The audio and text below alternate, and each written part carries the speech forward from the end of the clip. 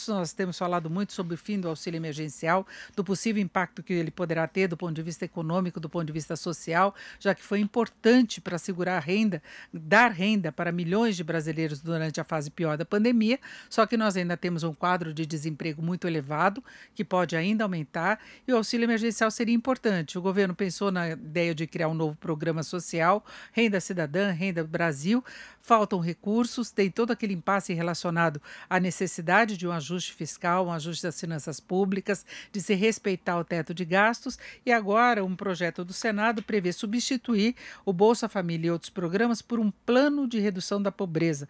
O plano foi batizado de Lei de Responsabilidade Social e agora eu vou conversar com o autor desse projeto, que é o senador Tasso Gereissati, do PSDB do Ceará.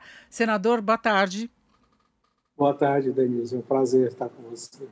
Bom, senador, é um trabalho muito difícil, né? Você assegurar, de um lado, essa assistência social tão necessária e, ao mesmo tempo, ter responsabilidade fiscal, que também é necessário, até por uma questão de credibilidade do país e atração de investimentos, não é?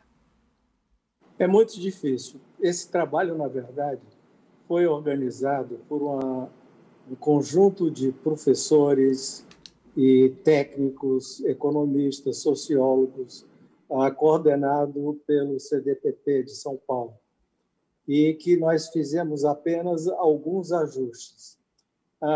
E ele nasceu diante da clareza da necessidade, depois da pandemia, de um programa que seja estruturante, que seja auxiliar àqueles que têm renda na linha de pobreza ou abaixo da linha de pobreza e, ao mesmo tempo, respeite o quadro fiscal, principalmente o teto de gastos. Agora, qual seria a origem dos recursos necessários? Bom, a origem seria várias. O programa ele tem três pontos básicos. O primeiro ponto básico é a própria Bolsa Família, praticamente aqueles que já estão na Bolsa Família, com um valor um pouco alterado.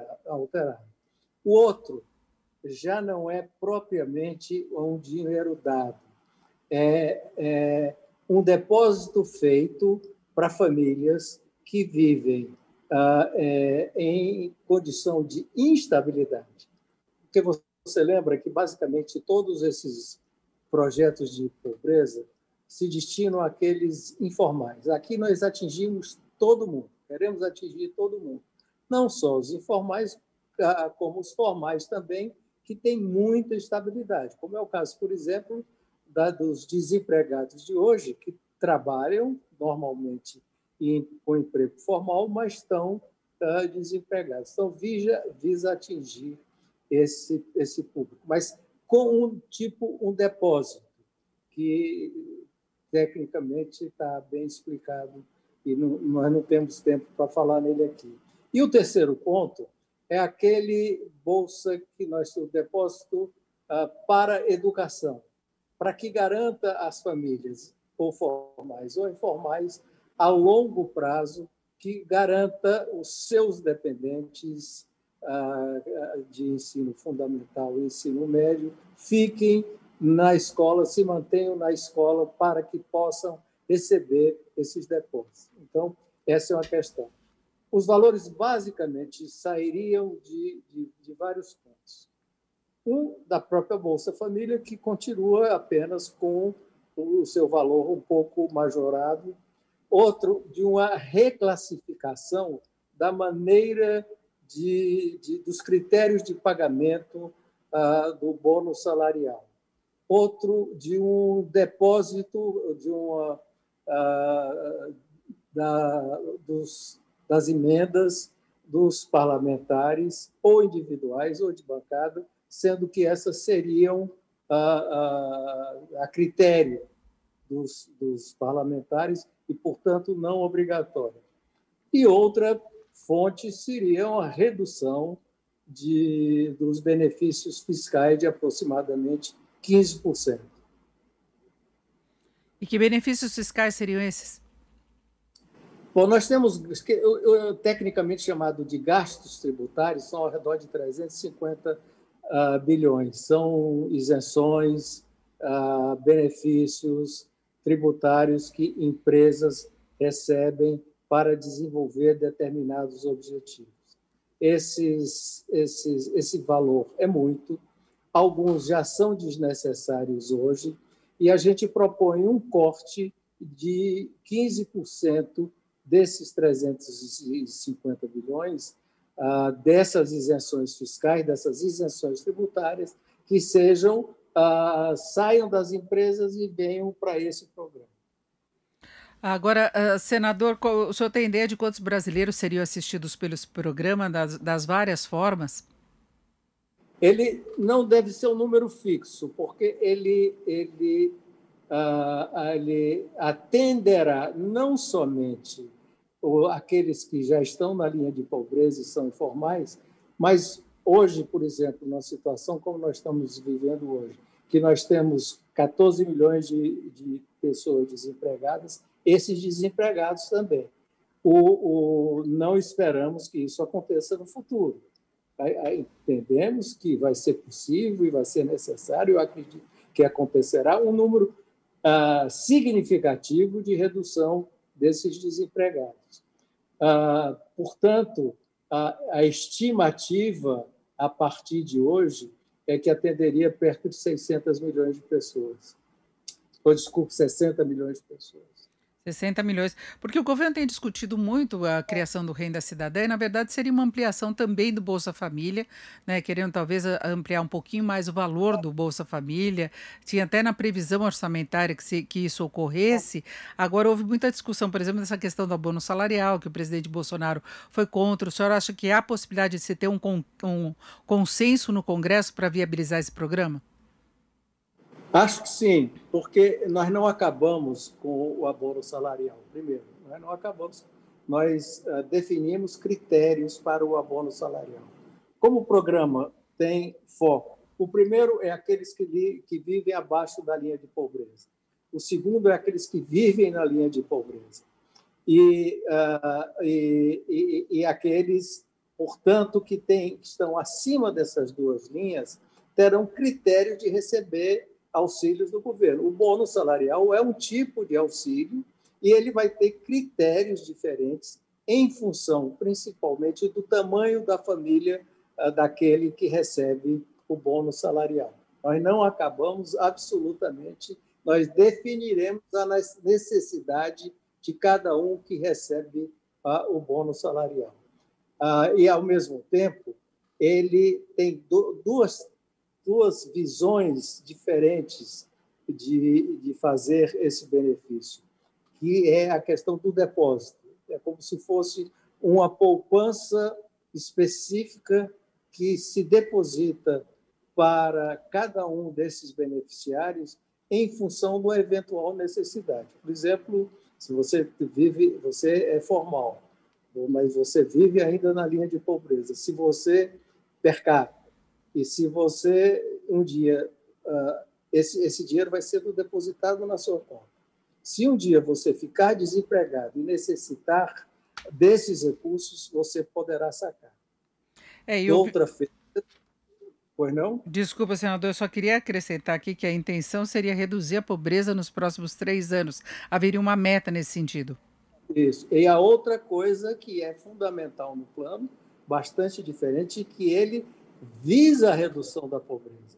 Ele não é só um programa permanente, ele tem objetivos de, nos próximos 3 anos, redução da pobreza, dos índices de pobreza no Brasil, que depois desses 3 anos serão redefinidos em função dos próximos governos. Agora, senador, a gente vê que tem uma certa desmobilização do Congresso neste final de ano, embora se tenha bastante coisa na pauta, mas a gente vê que não está caminhando a votação da forma necessária. O senhor vê condições de esse programa ser discutido ainda este ano, com tantas coisas em aberto como nós temos, como o próprio orçamento, as medidas, as PECs que podem facilitar a gestão do orçamento, e aí incluindo também esse programa? Não, não é esse a nossa expectativa. Eu gostaria que fosse, mas em função do calendário apertado que nós temos, o que eu gostaria é que o presidente designasse um relator imediatamente, para que esse relator já começasse a trabalhar e no mês de fevereiro nós já pudéssemos estar votando. Nós não podemos iniciar o ano que vem com essa quantidade gigantesca de desempregados e ignorando o que ficou bastante transparente nessa pandemia, que é essa situação de milhões de brasileiros que vivem praticamente em situação de sobrevivência difícil. Porque a gente sabe que o Bolsa Família tem uma amplitude importante, mas o que percebeu dessa fase de pandemia foi exatamente isso, que a gente tinha milhões de brasileiros invisíveis que não estavam nos programas sociais e estavam na linha de pobreza ou abaixo da linha de pobreza, né?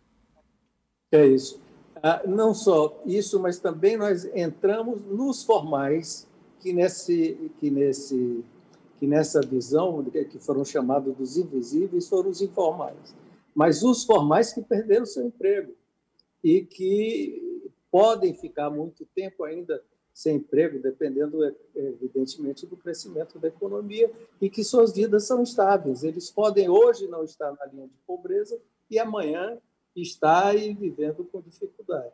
Então, visa atender todos, através de um cadastro único, do tal famoso cadastro único. E, novamente, é importante que esse projeto não ameaça nenhuma quebra, nenhuma flexibilização do teto de gastos.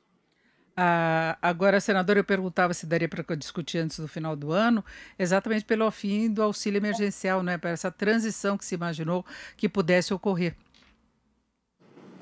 Eu espero que o governo faça, que nós possamos correr com esse projeto, estar aprovando ele em fevereiro, e o governo, nesse meio tempo, nesses próximos 3 meses do início do ano que vem, faça qualquer tipo de programa transitório para fazer a devida ajuda social a essa imensa população brasileira. Mas não seria prorrogação do auxílio emergencial? Não sei, o governo poderia fazer, não nesses valores, mas uma prorrogação do auxílio emergencial por mais 3 meses, em níveis, evidentemente, bem menores, porque o Brasil não tem condição de continuar esse programa emergencial nesses valores que estão. Bom, agora, senador, para nós encerrarmos, eu queria falar de um dos destaques do noticiário do dia, que foi a decisão do Supremo em relação à reeleição para a Câmara, reeleição ao Senado. O seu nome foi citado aí por vários parlamentares como a possibilidade para substituir, na eleição do Senado, substituindo Alcolumbre. O senhor teria interesse em participar dessa disputa? O senhor que tem uma participação ativa em pautas relevantes aí do Congresso, como foi relator da Previdência, relator do Marco do Saneamento, agora esse programa aí na área social? Eu sou partidário hoje, eu estava contra, evidentemente, a reeleição, porque para mim estava claro que não era possível haver reeleição por razão constitucional. Eu sou favorável hoje que seja mantida a tradição do Senado, que cabe ao maior partido indicar o candidato à presidência do Senado. É claro que eu me sinto muito lisonjeado com alguns colegas que lembraram do meu nome e que sugerem meu nome, mas eu acho que o melhor para o Senado, para a estabilidade, para o nosso país nesse momento, é que seja feita essa eleição dentro de um acordo e que nós voltemos à tradição de indicação do maior partido. Perfeito. Eu conversei com o senador Tasso Gereissati, que é do PSDB do Ceará. Senador, muito obrigado. Uma boa tarde. Eu agradeço. Boa tarde.